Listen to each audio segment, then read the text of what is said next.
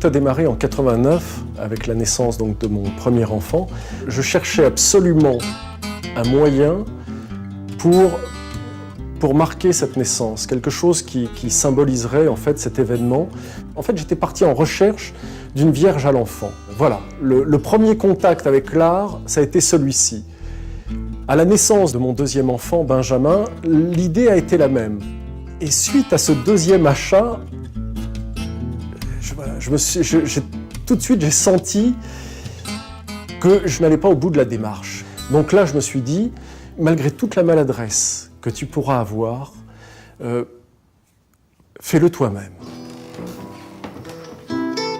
Lorsque je monte dans l'atelier, même si je monte, j'ai l'impression de monter l'esprit vide et les mains vides, on est toujours habité par un sentiment, un état d'esprit, une espèce de mélancolie ou de bonheur, une espèce d'enchevêtrement de tout ça, qui fait que lorsque je modèle la cire, je crois que l'intérieur passe par les doigts et voilà, et rentre dans la cire et le sentiment est là. Très rapidement, j'ai eu envie de marquer tous les instants heureux, tous ces instants un petit peu de bonheur vécus comme ça à 4, à 5. L'idée est de laisser derrière moi ces espèces de petits cailloux blancs, pas pour moi, mais je sais que mes enfants, plus tard, pourront retomber par hasard sur un petit caillou blanc et se dire « Ah, ouais, ça je me souviens. Là, on a vécu un moment rare. » Et en ça, le travail de la galerie est essentiel. C'est la galerie qui finalement fait office de navire. Et depuis ce navire, finalement, les bouteilles partent comme ça et vont se retrouver, et une aux États-Unis et l'autre en Angleterre. Et voilà, c'est laisser des traces. Voilà. On a tous un vieux compte à régler avec le temps qui passe. Et moi, je crois que j'ai trouvé ce moyen pour régler mes comptes. À aucun moment, je ne vois la pièce terminée.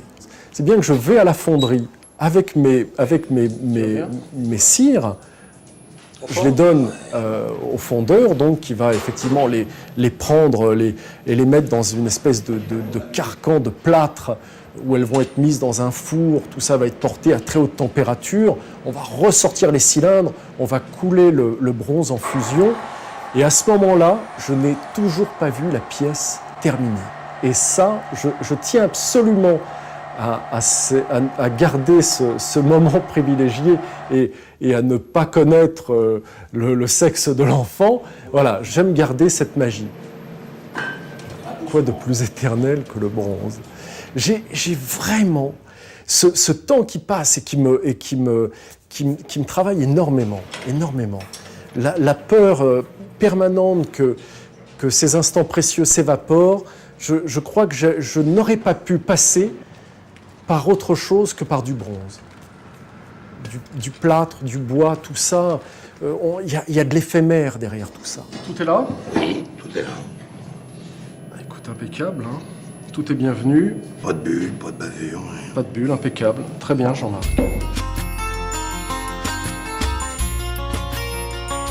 Il est pour moi totalement impossible de travailler avec des gants. C'est comme du braille, en fait. Parfois, à la surface du bronze, il y a des petites aspérités, des petites bulles. Et ça, il n'y a que le toucher qui permet de lire le bronze comme ça, comme le ferait un non-voyant. Voilà, une lecture de la pièce avec les mains est essentielle. J'aime bien les pièces uniques. Je n'aime pas les séries. Puisque quand on a quelque chose à dire à quelqu'un en particulier, on aime bien lui dire une fois.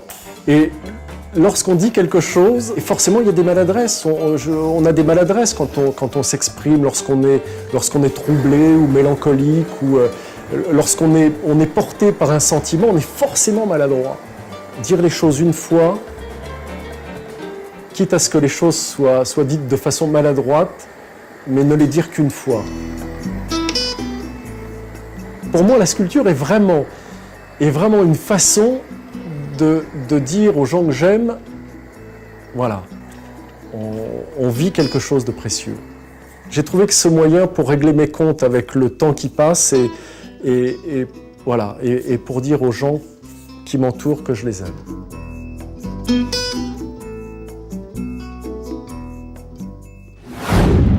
Anne-Christine, on a maintenant découvert votre univers. Il nous reste à découvrir celui des enfants. Absolument. Vous l'avez voulu comment, très coloré? Oui, on a refait toutes les couleurs, toutes les peintures. Chacun a son espace. Donc, vous avez 3 chambres d'enfants. Ils ont une salle de bain également avec une douche et une baignoire. Salle de bain commune aux 3 enfants. Absolument. Là, vous arrivez. Alors, on a installé un petit point informatique parce qu'on ne souhaitait pas que